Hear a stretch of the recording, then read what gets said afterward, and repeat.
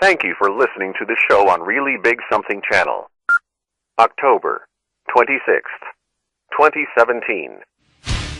We reject racism. We reject white supremacy. We reject anti-Semitism. We reject the KKK. We reject neo-Nazis. We reject domestic terrorism. And we reject hatred. It's about time. Hallelujah. Okay. I'm in a good mood today. I don't know why. The gag order's now being lifted on that FBI informant, paving the way for him to be able to give testimony to Congress, to the American people, about what the Clintons did during the Uranium One deal. It's now going to expose one of the greatest scandals, potentially, hopefully, of our time. And now the organizers, or at least one of the organizers of the Boston Free Speech Rally this summer, is finally going after Marty Walsh, Macho Marty. So here is now the absolute latest.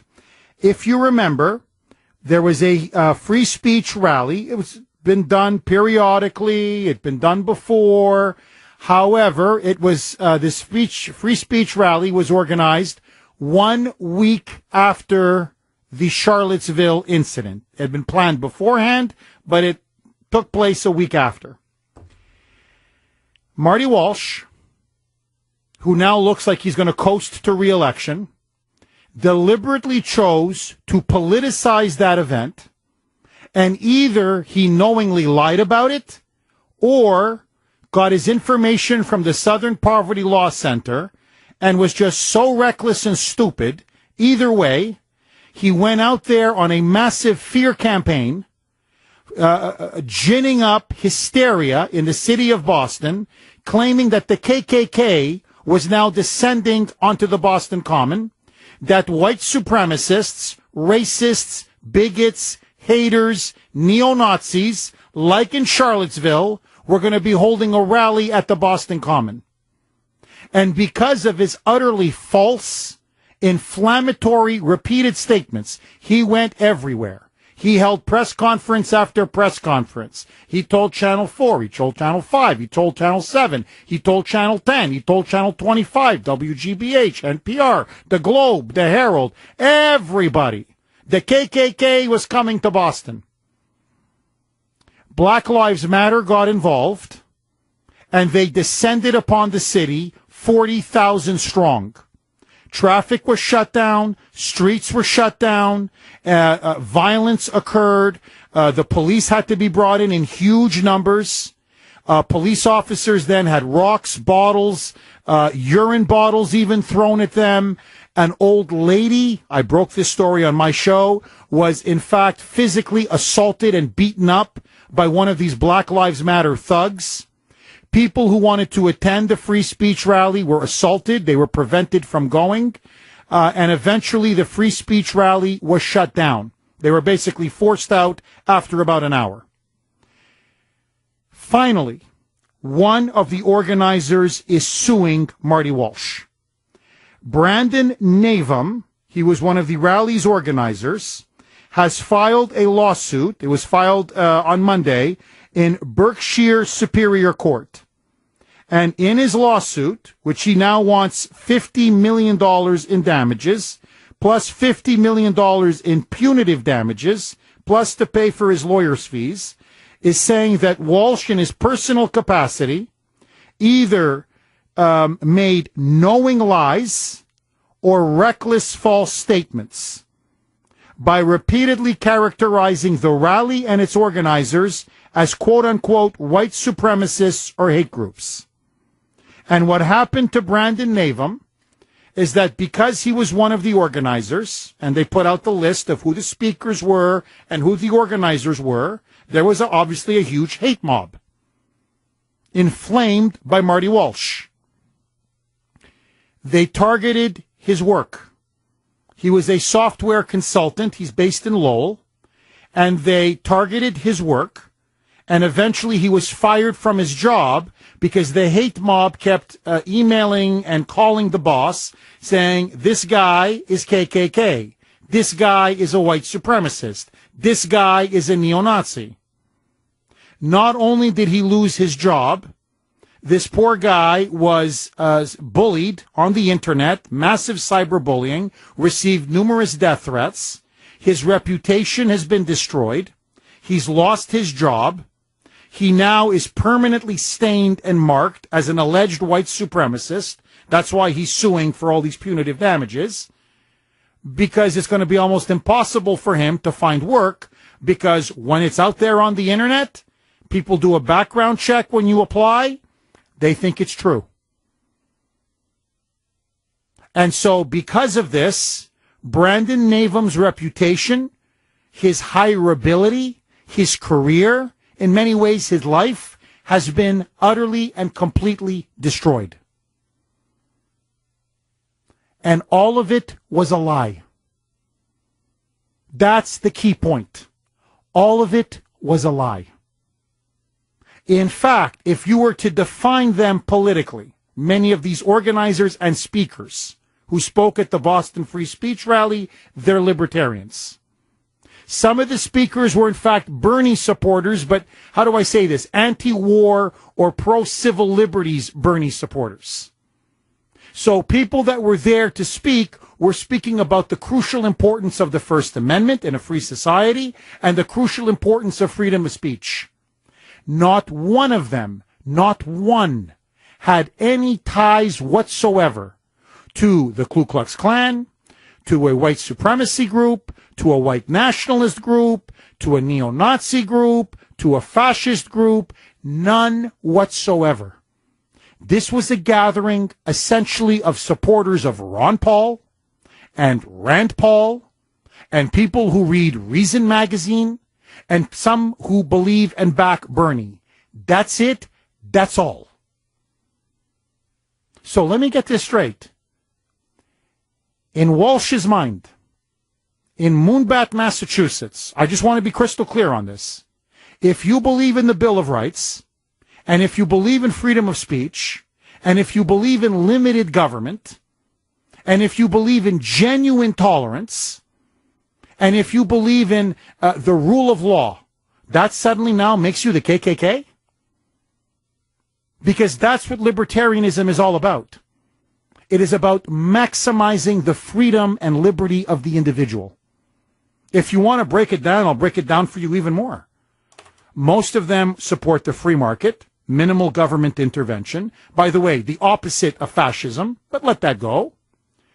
Number two, they all support equal rights and equality under the law. Again, the very opposite of white supremacy, fascism, or the KKK. Many of them are genuinely anti-war. They decry what is called the welfare warfare state. Again, unlike fascism or the white supremacists or the KKK, the very opposite. And if you want to get into social issues, many of them are generally socially liberal. Not all of them. Some are into states' rights on issues like abortion or same-sex marriage, but many of them, they want to decriminalize or legalize marijuana. They basically believe in abortion rights. Not all of them, but some of them do. In other words, on social issues, they're libertarian. On foreign policy, they're libertarian. On economics, they're libertarian. And on politics, they're libertarian.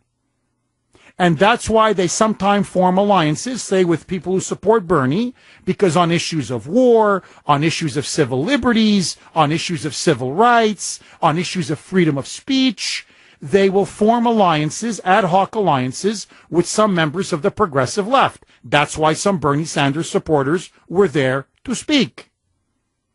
Now, you may disagree with them. You may say, I disagree with them on economics. I disagree with them on foreign policy. I disagree with them on social issues. That's fine. It's a free country. But they're not hate groups. In fact, they're the diametrically opposite of hate groups. They're the diametrically opposite of Nazism or fascism or white supremacy or KKK. And anybody with not a half a brain, but with 1/100th of a brain, either should know it or should have been told to know it. And instead, what Macho Marty Walsh did was he screamed fire in a crowded theater. He went on television He went on radio, he went to the press, and smeared and libeled and slandered all of these people to convince and whip up hysteria, especially in the minority communities, that Charlottesville is going to take place in Boston. We also have a message to the hate groups, especially any that are planning to come to our city this weekend. Boston does not welcome you here. Boston does not want you here. Boston rejects your message. We reject racism. We reject white supremacy. We reject anti-Semitism. We reject the KKK. We reject neo-Nazis. We reject domestic terrorism. And we reject hatred. And we will do every single thing in our power to keep hate out of our city. It was lie, lie, lie, smear, smear, smear. And he did it publicly, and he did it repeatedly, and he did it willfully, and he did it knowingly. And I said this at the time. And I don't know, Brittany, if you can find the tape. I said these guys should sue the pants off of this guy. They should sue him. They should sue the mayor's office. I would sue everybody. And afterwards, they dug. Oh, were they digging? The Boston Globe and the Herald and Channel 4 and 5 and 7 and WGBH and all of them, Channel 10, all of them. They couldn't find one white supremacist among them. Not one. Not one member of the so-called alt-right. Nothing. You know what they found? 2 neo-Nazis in the big crowd. 2 neo-Nazis. Apparently, I don't know where they came from, but they came. In the thousands of people that congregated on the Commons, they found 2 neo-Nazis. 2. This was not just a travesty for the city of Boston. This was not just an exercise in mob rule. This was not just a frightening experience of how the powers that be, the political and media elites, could literally fabricate and manufacture a story and whip up a hate mob. But it was the deliberate targeting of constitutionalists, of libertarians, and of people who believe genuinely in freedom of speech, and turning them into white supremacists and the KKK. Their lives, their careers, their reputations have been almost irreparably destroyed. I believe that Brandon Navum is a hero. I believe those that organized the free speech rally are heroes, and those that had the guts to attend are heroes. Whatever you think about them personally, the fact that they showed up, they were risking their lives. And they did it to defend freedom of speech. And it's about time that we teach these politicians, you can't yell fire in a crowded theater. You can't just make stuff up and smear and slander and destroy people. And if you're going to do it, especially you radical leftists, there should be a price to pay. And for Marty Walsh, to me, $100 million is not enough. I'm being honest with you. It's not enough. And so, do I think Brandon Navum has a case? You better believe it. Do I think Marty Walsh owes him a public apology? You better believe it. Do I think he owes him massive compensation? You better believe it. And so, the Kuhner Country poll question du jour, as the French would say, of the day, sponsored by Bill Kelly Financial Services, is this. Should the organizers of the Boston Free Speech Rally sue the mayor of Boston? If, like me, you believe the answer is yes, and not just sue him, sue his pants off. Text the letter A to 680 680. If you believe Jeff, freedom of speech, he's a public figure, no, he can say whatever he wants to say. In other words, that's just how it is. Text the letter B to 680 680. There's no case here.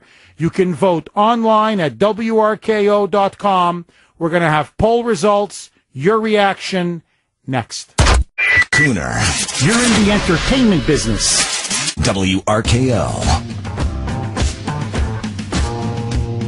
124 here on the great WRKO. Okay, one of the organizers of the Boston Free Speech Rally, hallelujah, is suing Marty Walsh for slander. Should he sue Macho Marty for slander? Do you think he has a case? All right, so apparently Walsh was asked about this following his televised debate with Tito Jackson at WGBH. And according to Macho Marty, really, I don't think the elevator goes to the top with this guy. Like, really, he's not the sharpest tool in the shed, as they say, okay? Not the brightest light bulb. He doesn't know much about it. He said he just read about it in today's paper, and he goes, I'm not sure what it's all about. Like, I don't know what's going on here. I know nothing. I see nothing. I know nothing. Roll it, Brittany. Can you talk to us about the lawsuit that was filed? Yeah, I don't know much about it. I read about it in the paper today, and obviously they were working on my side. They didn't want to tell me last night it's a debate. There's not much I can say about it. I mean, I think it's, we'll see what happens. I mean, I'm not going to get into particulars of what it is or what it's about. I'll let our legal team respond to that. Just not going to get into particulars. He admits his lawyers didn't even tell him about it because he was going into a debate with Tito Jackson. I swear. Look, really, I don't know if he's so stupid that whatever they put in front of him, Southern Poverty Law Center, these guys are KKK. Marty, come on, Macho Man, come on now. You got to warn the city of Boston. So I don't know if he's just so stupid that he was just like reckless or if he's a liar. But either way, to me, sue. Alfie, go ahead, Alfie. Hello, Jeff. Hi. Hey, Jeff, he forgot a couple of these other hate groups. The white-collar hate group there, the Southern Poverty Law Center, the NAACP, and some of the most violent ones, the New Black Panthers, Black Lives Matter, and, in all fairness, and there's a few other, Antifa, and the only thing worse than Marty Walsh is his opponent. He's even more militant, like a reverse racist. No, I know. Look, the Boston mayor's race comes down to this. You've got one crazy moonbat versus a really crazy moonbat. That's the race in a nutshell. Skippy and Southie. Go ahead, Skippy. Hey, Jeff, I think these Democrats, when they go to Democrat training, they go to the Sergeant Schultz School of I Know Nothing. He cut the mayor. I don't know. I just read about it. Same thing with Obama would say. He got all his news in the paper as well as what's her name, Hillary. But just like that last fellow said, he didn't name all of the mayor when he was going through his litany of groups which were rejected. I don't think I heard him say Islamic terrorists like we dealt with the Zionists. And I know you, Hillary, Jared, Lowell, as well as all your listeners, we all reject all those groups. But I think we'll also reject pandering opportunists who spread fake news. No, Skippy, look, you're completely right. I mean, Black Lives Matter is a domestic hate group. I mean, there's not even any argument anymore. Antifa, which showed up as well, that's a domestic hate group. You can run down the whole list. And Marty Walsh, the Southern Poverty Law Center, oh my God. You want to talk about a far left-wing hate group. Marty's got no problem with them. No, Marty likes them. Marty encourages them. Marty was taking pictures with them before the Boston Free Speech rally when the crowds were gathering on the Common. Marty likes them a lot. No, it's libertarians and constitutionalists and conservatives. Marty, those are the ones he doesn't like. Those are the real enemies for Macho Marty. John in New Hampshire. Go ahead, John. Marty's all right. He's doing the best he can, I guess. As far as the people that want to come in here, the immigration, more people, more crime. Less people, less crime. That's all it comes down to. And I wish that somebody knew somebody to get you on Laura Ingram's show. She's starting pretty soon. John Hannity. It would be wonderful to see you on the show with John Hannity. Oh, thank you, John. Well, hopefully we will now. Anyway, there's some stuff going on behind the scenes, but I'm not at liberty to talk about it. No, notice Macho Marty was willing to take in 10,000 Syrian Muslim refugees. The city for them, come on down. Even though we knew ISIS had infiltrated their ranks. Doesn't matter. Come on down. But you defend the freedom of the First Amendment? You defend freedom of speech? Hey, watch it. You're not welcome in our city. Mike in Newton. Go ahead, Mike. Yeah, Jeff, how are you? Good. How are you, Mike? Jeff, let me give you a mindset of this Marty Walsh. You remember Wahlberg and the incident he had with the Vietnamese refugee, and he punched him out and knocked his eye out? Yes. And he reconciled or whatever, he apologized, and he didn't do it. Marty Walsh comes from that vein of street punks, street urchins that were forged out of the busing and the hateful rhetoric that issue rose to the top in places like South Boston and Dorchester and Hyde Park.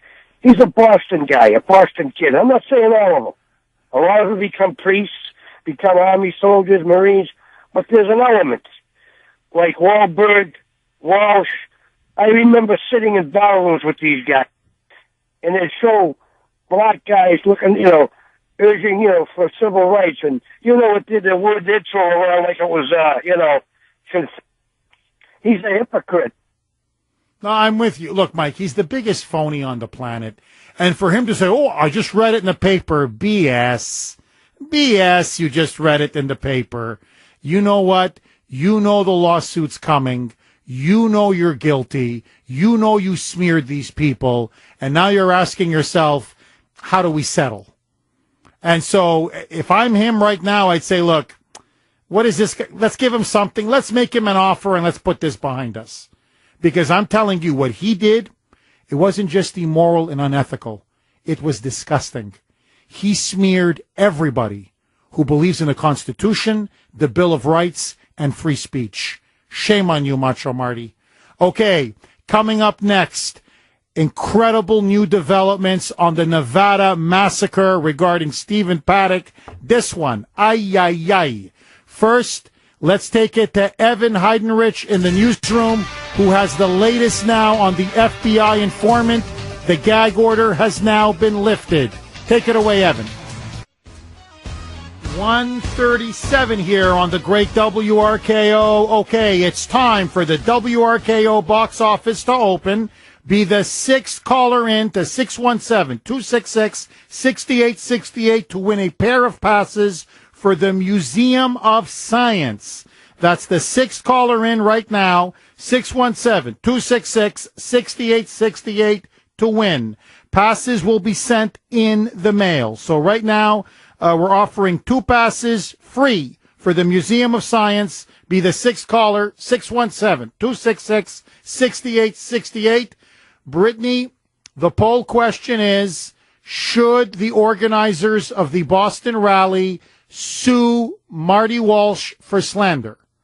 If you believe the answer is yes, text the letter A to 680-680. If you believe the answer is no, text the letter B to 680-680. Poll question is powered by Bill Kelly Financial Services. You can vote online at WRKO.com. What are the results thus far? 98% yes, 2% no. I'm not surprised. Me neither. No, I want to know who the 2% are. That's what I'd like to know. Marty Walsh and his secretary.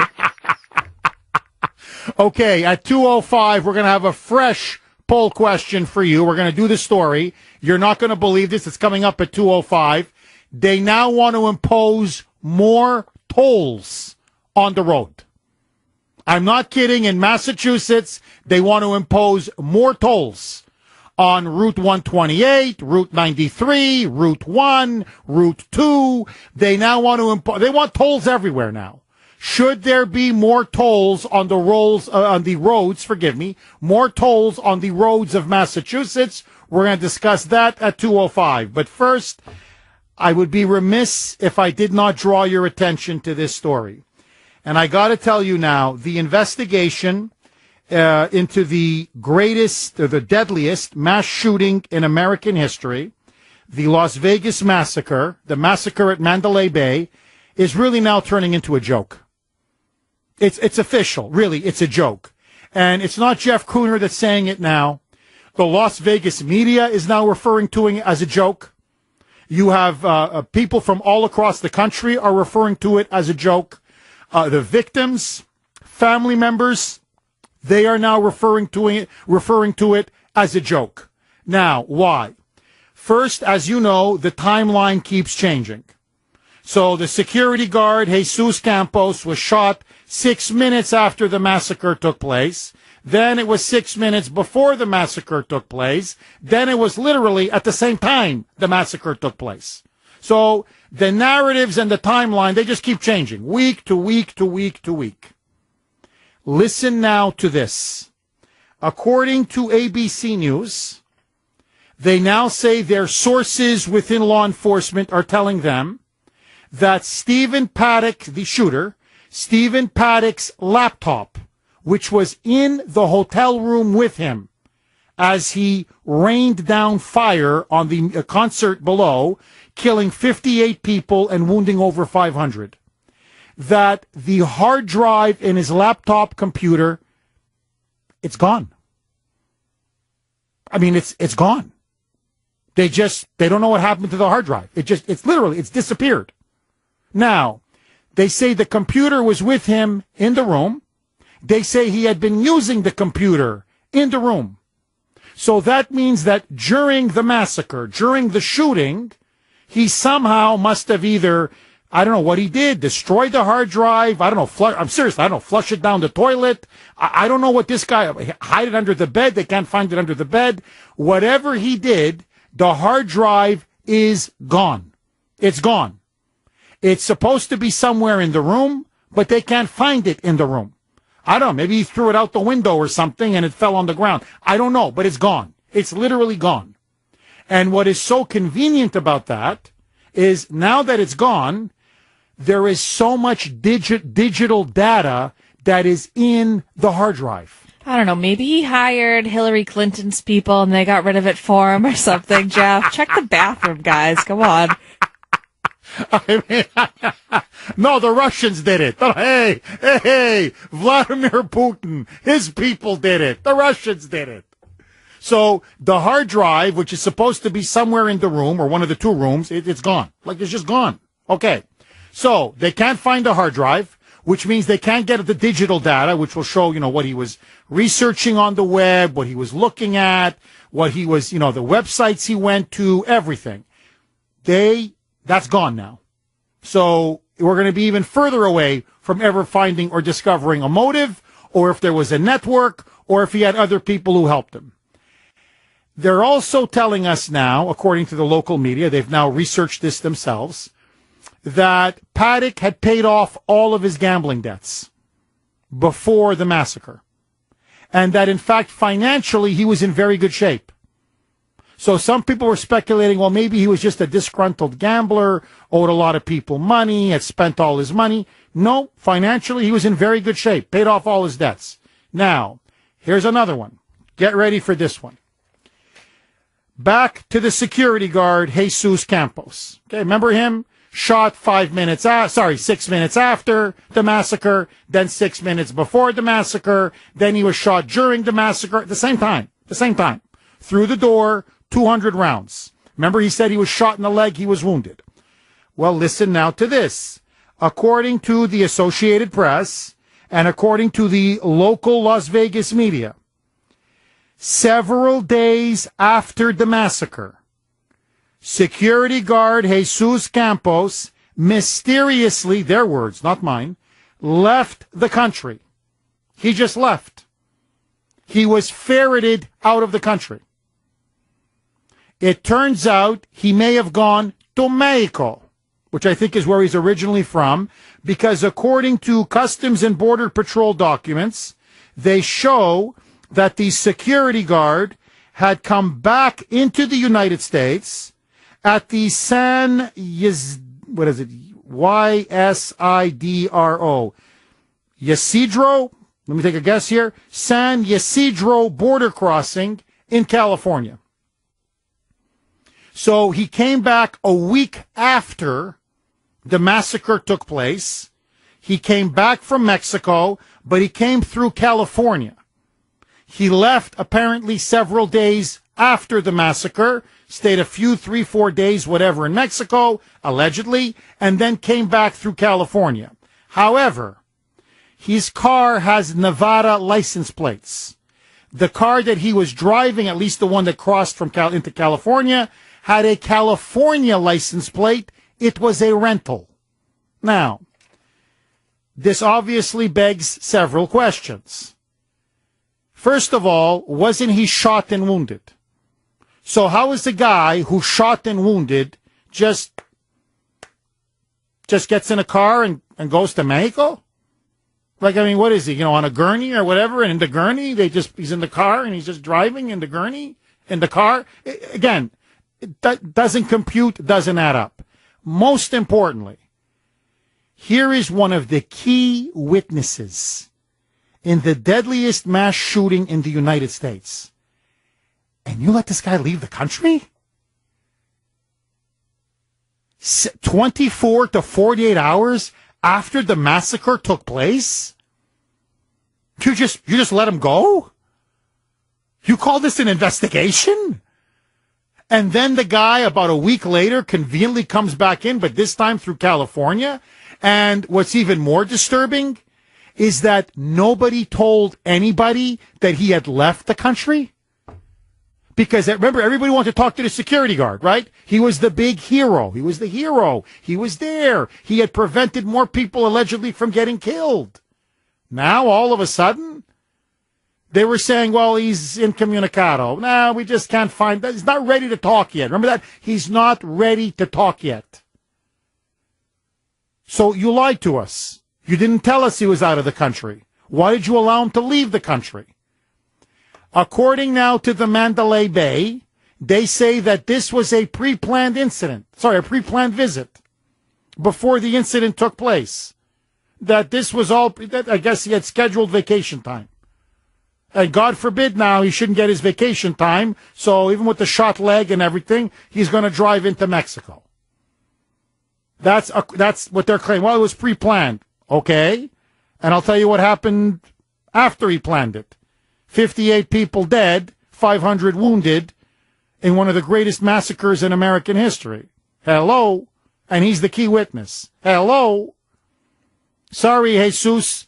The vacation has to wait. Furthermore, it's now come out that Jesus, I reported on this previously, Jesus Campos was not registered as a security guard in the state of Nevada. To work at a casino or at a hotel, you have to be a registered security guard with the Nevada's Private Investigators Licensing Board. Whether you're an armed or an unarmed security guard, it doesn't matter. You have to have a license. He was not licensed. So they're asking the police, well, hold on. If he's not licensed to be a security guard, what license is required to be a security guard at this Las Vegas casino? In other words, okay, so he's not with the licensing board. Is this legal? Can you do this? Can you get another license, something else, and do security work? According now to the Las Vegas police, they don't want to talk about this, quote, Jesus Campos is a victim. This is another line. Is a victim, and we don't speak about victims. He's a victim. He was shot in the leg. We don't talk about victims. We're not trying to demonize the guy. We just want to know how come he was working at the casino if he wasn't a registered security guard. Could there be another license you can get to work at a Las Vegas casino? We don't talk about victims. I.e., blank off. Don't ask questions because we're not answering them. Now, this guy is not even a hero because that's the old narrative. He's a hero if he was shot 6 minutes after the massacre began. But if he shot 6 minutes before or at the same time, well, then he didn't save anybody's life. He didn't prevent Paddock from massacring more people. So even that's the old timeline. So here is a security guard where we have now found out, listen to this, that MGM, which owns the Mandalay Bay and owns, frankly, many casinos in Las Vegas, put tremendous pressure on him not to talk to the media. Where it now appears they helped him get out of the country for a couple of days after the massacre took place. and then told him the only show and interview he can do was Ellen DeGeneres, a show that is sponsored by MGM, that she has deep ties to MGM, even the slots or whatever at the Mandalay Bay even have her name on it or whatever it is. So they had him do the only interview, the one interview he's going to give to the show that they essentially own. Let me tell you what is as plain as the nose on my face or that the sky is blue. The Las Vegas police are not in control of this investigation anymore. MGM is. MGM is driving this investigation. MGM is the one that has been changing the time frame, the timeline. MGM is the one that is covering up for this security guard. MGM is the one that is preventing him from being asked questions or doing multiple media interviews. MGM is the one that is preventing security footage, camera video footage, from being released to the public. When the Boston Marathon bombing happened, boom, within 2 hours, security camera footage was out. In Belgium, when they hit that train station, immediately security footage was out. Las Vegas is the most surveilled place in the world.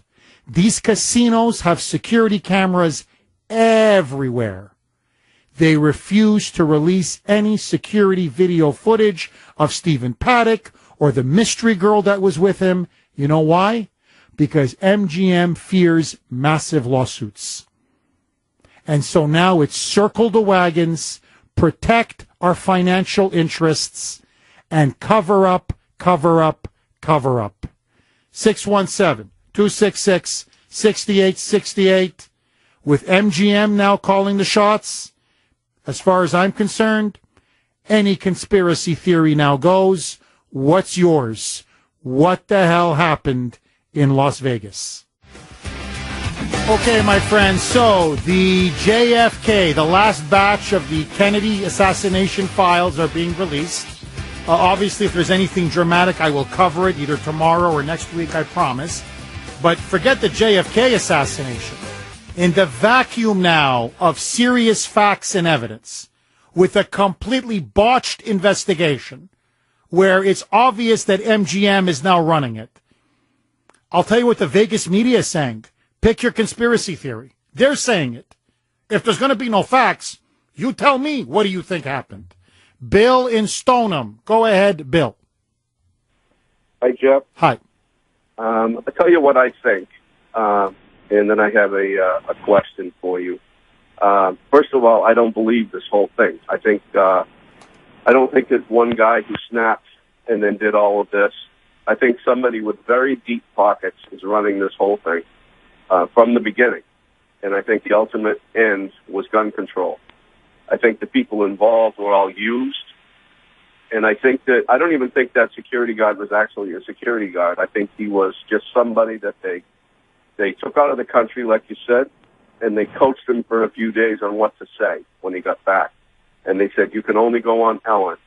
And I wouldn't doubt if Ellen was given the questions to ask him, because the way that he answered was too calm, too quiet, too a matter of fact. And if he was shot in the leg, he wouldn't have been able to do that. He wouldn't have been able to leave the country. This whole thing is a setup by someone with very deep pockets. And like I said, gun control is the end game. And the question that I have is that supposedly he's been there for 3 or 4 days, and there were like 10 suitcases, very big suitcases, delivered to his room full of guns, I guess. Yes. My question is, who sent the suitcases? They just don't appear at a hotel by themselves. Were they delivered by, UPS, FedEx? Okay, now, Bill, very good question. Okay, my understanding is, and I'm really up against it, but very quickly, my understanding is that they say he packed those suitcases himself, and he and this mystery woman helped carry up those suitcases over several days up the stairs. So he carried them with this mystery woman by himself. That's what the police are telling us. Okay, More tolls on the roads of Massachusetts? Are you kidding me? That story the voice next. of Boston is you. 680 WRKO Boston, 93.7 WEEI HD2 Lawrence, Boston. It's 2 o'clock. So I'm a cat, and I just moved in with this new human, and she's got this little toy she's always playing with, all day long. Tap, tap, tap, tap, bloop, bloop. She can't put it down. There it is. Oh, and get this. She even talks to it. Last week she asked it for Chinese, and guess what? Egg rolls showed up. Like magic. Humans have cool toys. A person is the best thing to happen to a shelter pet. Be that person. Adopt. Brought to you by the Ad Council and the ShelterPetProject.org.